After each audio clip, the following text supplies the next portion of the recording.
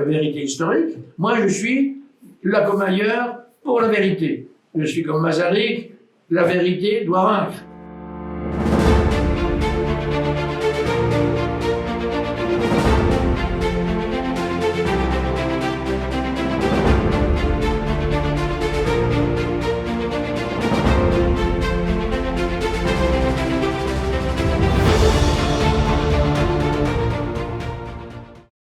PC. Le PC du général La Fontaine. Un ouvrage, regardez-moi ça, qui n'a pas beaucoup souffert depuis 80 ans, et qui a servi 2 jours. Merveilleux, quoi. Étonnant. Et donc, c'était pas une ferme, c'était vraiment construit pour ça. Ah non, c'est une construction entière. Avec, il y a des salles, on va rentrer, hein. Il y a des salles et ça se poursuit. Et là-bas au bout, là, eh bien, il y a un trou. Donc c'est l'issue de secours. Car il y avait une issue de secours. Mais moi, j'ai toujours connu ça comme ça. Elle bouge pas. Mais les arbres ici ont été coupés 2-3 fois. Et puis ça repousse, quoi. Donc le 13 au soir, vous avez un certain nombre de régiments qui ont envoyé des estafettes ici pour prendre les ordres. L'estafette est arrivée là, qu'est-ce qu'il a vu?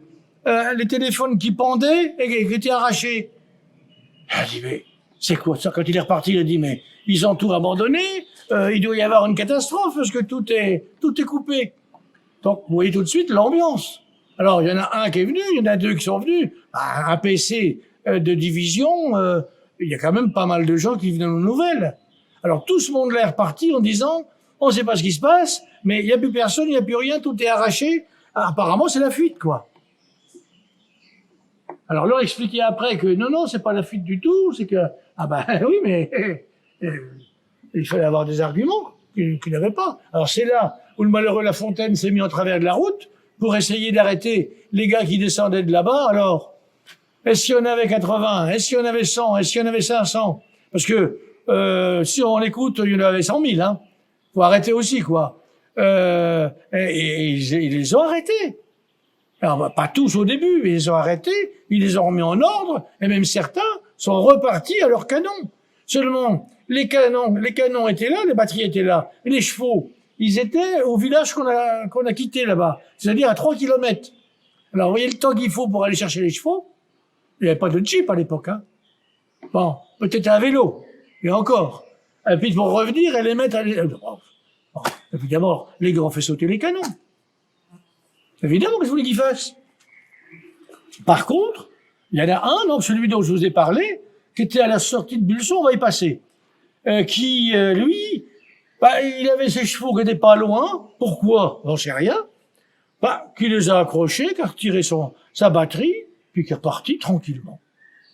Alors, au pas des chevaux, c'est pas du 100 à l'heure, hein.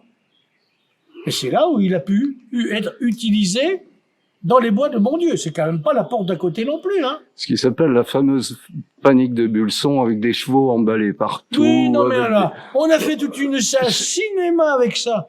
Un cinéma. Puis ça fait bien, quoi. Hein, les gars, c'est des salauds, ils se sont sauvés, ils ont tout abandonné, ils voulaient pas se défendre et tout et tout.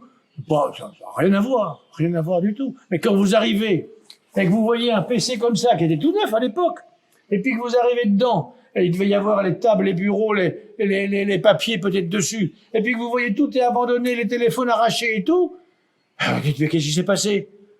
Et ils se sont sauvés, il y a eu le feu, il y a eu quoi? Non, ils ont été attaqués. Bon. Alors que, il y a eu des gars qui se sont battus ici, là, après son départ, hein.